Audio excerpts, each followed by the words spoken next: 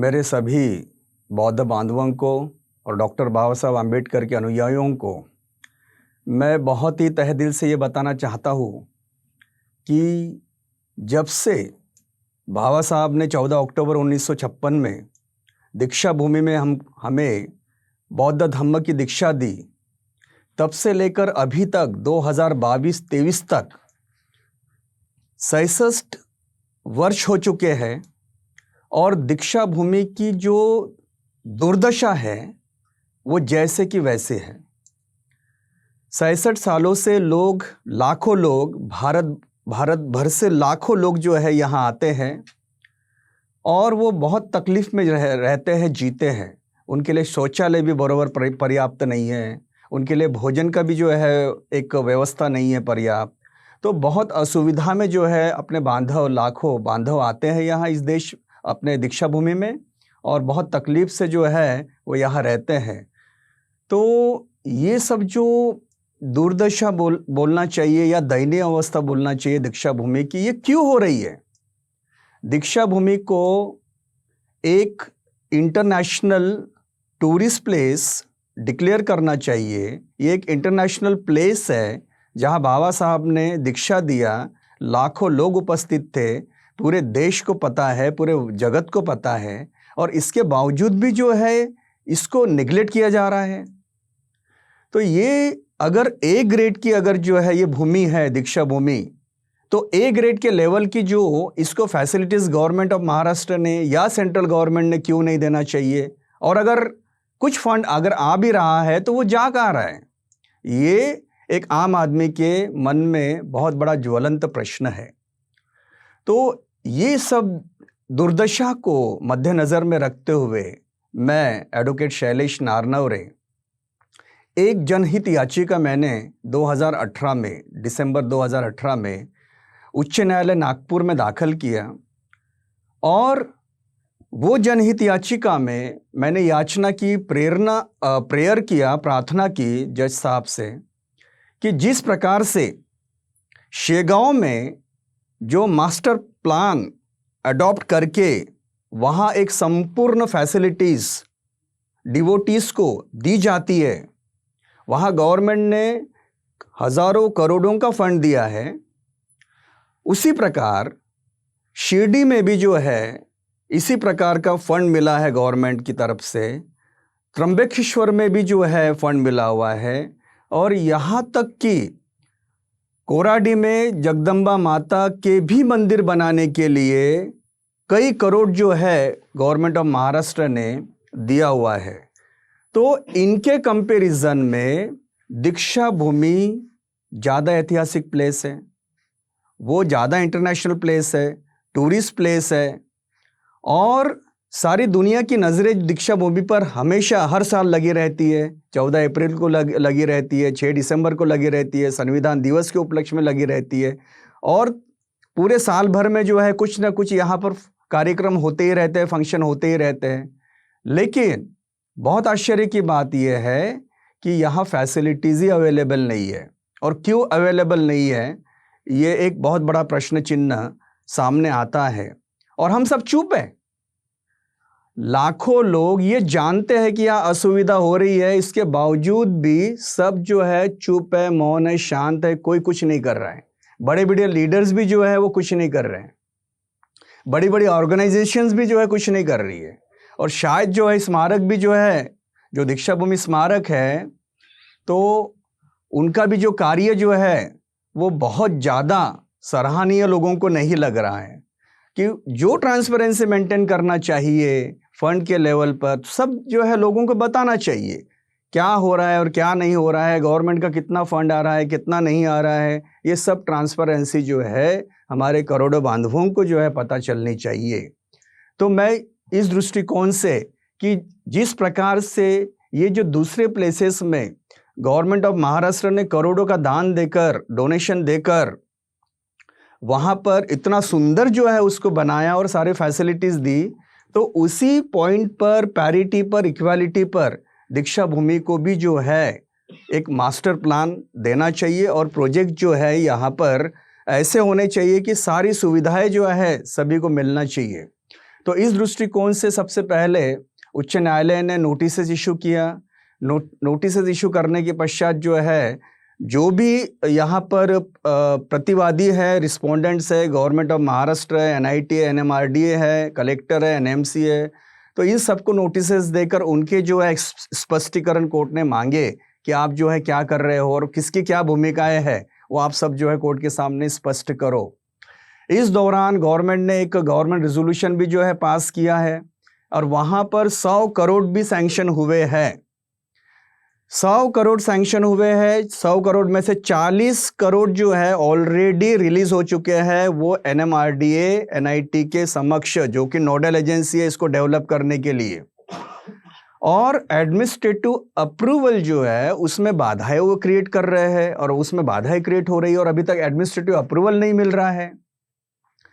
तो कोर्ट ने जो है इन सारी बातों को सुपरवाइज करके, मॉनिटर करके गवर्नमेंट को ये बोला है कि आप जो है एफिडेविट फाइल करो। ये 20 मार्च 2019 को एक हाईकोर्ट का ऑर्डर हुआ है और उस ऑर्डर में जो है क्लियर कट जो है उच्च न्यायालय ने ये बोला है कि आप क्या स्टेप्स ले रहे हो, ये सब जो है कोर्ट को बताओ। लेकिन 20 मार्च 2019 के पश्चात बाद में ये सब मामला जो है ठंडा हो गया है और किसी ने भी जो है इस पर एक्शन नहीं ली, कोई भी जो है स्टेप्स नहीं लिया। तो ये जो दीक्षा भूमि की पीआईएल है ये कल हाईकोर्ट में लगी थी और हाईकोर्ट को जो है मैंने ये निर्देशन में लाया कि 20 मार्च 2019 को इसी कोर्ट ने क्या स्टेप्स लिए हैं और क्या स्टेप्स लेने वाले हैं रिस्पोंडेंट्स प्रति, जो गवर्नमेंट ऑफ महाराष्ट्र और एनआईटी वगैरह, तो उसके बारे में जो है इन्होंने अभी तक कुछ भी नहीं किया है। तो कोर्ट को जो है मैंने रिक्वेस्ट की कि ये सारे जो रिस्पॉन्सिबल जो रिस्पोंडेंट्स हैं इन्होंने एफिडेविट फाइल करनी चाहिए, रिपोर्ट फाइल करना चाहिए कि आखिर ये क्या प्रोसीजर अडॉप्ट कर रहे हैं, क्या प्रोसेस अडॉप्ट कर रहे हैं, कहाँ बाधाएं आ रही है, कहाँ टेक्निकलिटीज़ है, एडमिनिस्ट्रेटिव अप्रूवल क्यों नहीं मिल रहा है। मैं ये बताना चाहूँगा कि ये जो प्रोजेक्ट है ये 2 फेजेस में होने वाला है। तो पहला जो फेज़ है वो 100 करोड़ का फेज़ है और उसमें 40 करोड़ जो है ऑलरेडी एनआईटी को मिल चुके हैं, रिलीज हो चुके हैं, लेकिन हमें वो कार्य दिख नहीं रहा है और क्या प्रॉब्लम है ये तो अभी जब कोर्ट के सामने वो एफिडेविट फाइल करेंगे तो उन्हें हमें जो स्पष्ट हो जाएगा। लेकिन पहले फेज़ में क्या क्या होने वाला है, क्या विकास होने वाला है, तो पहले फेज़ में जो स्तूप है वो स्तूप का विस्तारीकरण होने वाला है, एक्सपेंशन होने वाला है, वो और ब्यूटीफुल बनने वाला है। दूसरा जो पॉइंट है वो सीमा भित्ति, यानी जो कंपाउंडिंग वॉल जो है वो सारी कंपाउंडिंग वॉल जो है बनेगी। उसके पश्चात जो गेट कॉम्प्लेक्स है, गेट भी बहुत सुंदर बनेंगे वहाँ। फिर वॉच टावर रहेगा, पार्किंग की जो है बेसमेंट रहेगी, शौचालय रहेंगी, पर्याप्त संख्या में रहेंगी शौचालय। पानी का जो प्रॉब्लम है वो सब जो है वहाँ सुविधा आएगी। और उसके बाद में जो एक जिसे सांड पानी प्रक्रिया कहते हैं, प्रकल्प सेग्रीगेशन, या फिर जो एक पाइपलाइन वगैरह जो बिछाते हैं एनएमसी, वो सब जो है ये फैसिलिटीज़ फर्स्ट फेज़ में ये होने वाली है। ये 100 करोड़ में होने वाला है।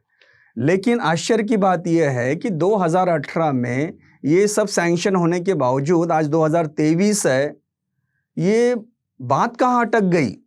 ये जो प्रश्न है हमने कोर्ट के सामने रखा कि ये प्रश्न जो है इसका उत्तर इन्होंने देना चाहिए। गवर्नमेंट ऑफ महाराष्ट्र की विशेष सहायक डिपार्टमेंट ने देना चाहिए।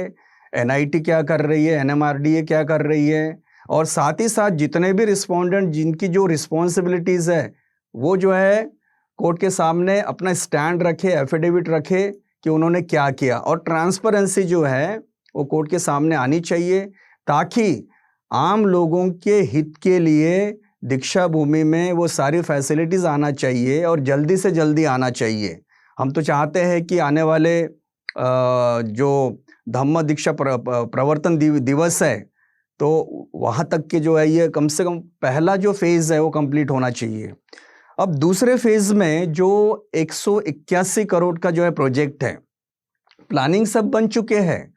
एनआईटी ने, एनएमआरडीए ने जो है ये सब जो है डिटेल में मास्टर प्लान बनाया हुआ है, लेकिन यहाँ पर उनको जो है एडमिनिस्ट्रेटिव अप्रूवल नहीं मिल रहा है। तो ये किसका काम है? ये तो गवर्नमेंट ऑफ महाराष्ट्र का काम है। तो मैं चाहता हूँ कि ये काम बहुत बड़ा भी नहीं है और बहुत कॉम्प्लिकेटेड भी नहीं है। तो ये सब जो है आपसी अंडरस्टैंडिंग से ये सॉर्ट आउट हो सकता है, और ये कोर्ट जो है इसको मॉनिटर करेगा कि ये कैसे जो इसका सॉल्यूशन निकलेगा। तो ये बहुत ज़रूरी है कि कोर्ट के मॉनिटरशिप में, सुपरविज़न में ये सारे जो रिस्पोंडेंट्स है, गवर्नमेंट ऑफ महाराष्ट्र से लेकर एनआईटी वगैरह, ये सब कोर्ट के जो है सुपरविज़न में अपना अपना रोल जो है ये बतावे कि ये कितने समय में ये सब करने वाले हैं। जो दूसरा फेज़ है, दूसरे फेज़ में आएगा एक ओपन सभागृह आएगा, परिक्रमा पथ आएगा, ट्रैकिंग पाथ, पुलिस कक्ष आएगा, सीसीटीवी हाईमास्ट लाइट्स आएंगे, अग्निशामक का जो है वो वातानुकूलित व्यवस्था, ये सब जो है वो सेकंड फेज़ में आएगा। तो मेरा कहने का तात्पर्य यही है कि 1956 से आज हम 2023 में है, तो ये जो 66 साल यहाँ गुजर चुके हैं, तो ये 66 साल में हमको क्या प्रोग्रेस दिख रहा है दीक्षा भूमि का? क्या उन्नति हुई, क्या प्रगति हुई, क्या डेवलपमेंट हुए, क्या विकास हुआ? ये सही में सभी के लिए चिंता का विषय है। लोग जो है बेचारे पूरे देश भर से यहाँ आते हैं और बहुत ही दयनीय अवस्था में वो रहते हैं। उनको खाने का प्रॉब्लम जाता है, उनको रहने का प्रॉब्लम जाता है, उनको सोने का प्रॉब्लम जाता है, उनको शौचालय का प्रॉब्लम जाता है। और कौन जो है इनका ध्यान रखेगा? इतनी बड़ी संख्या में आते हैं, कौन ध्यान रखेगा? तो ये जो लीडर्स या जो ऑर्गेनाइजेशन कैसे तो भी बेचारे इनकी मदद करते हैं, भोजन दान देते हैं, कैसे तो भी छोटी मोटी व्यवस्था करते हैं, लेकिन वो पर्याप्त नहीं है। हमको सॉल्यूशन चाहिए परमानेंट, परपेचुअल, एकदम शाश्वत, हमेशा हमेशा के लिए। अगर शेगांव में हो सकता है, शिरडी में हो सकता है, त्र्यंबकेश्वर में हो सकता है, जगदम्बा माता मंदिर जो है वो इतना भव्य हो सकता है, तो दीक्षा भूमि भी हो सकती है और बहुत अति सुंदर हो सकती है। हम चाहते हैं कि पूरे वर्ल्ड से, जापान से, थाईलैंड से, साउथ ईस्ट एशिया से, वहाँ लेह लद्दाख से, वो सभी जो है थ्रू आउट ईयर, यानी पूरे वर्ष भर जो है यहाँ आए, विजिट करे। अगर फैसिलिटीज़ ही नहीं रहेगी, सुविधा ही नहीं रहेगी, तो वो यहाँ आकर जो है ठहरेंगे कहाँ, रहेंगे कैसे? फैसिलिटीज़ जो है वो बहुत अत्यंत आवश्यक है, ज़रूरी है। तो हम चाहते हैं कि जल्दी से जल्दी जो है गवर्नमेंट ऑफ महाराष्ट्र ने इस पर ध्यान देना चाहिए।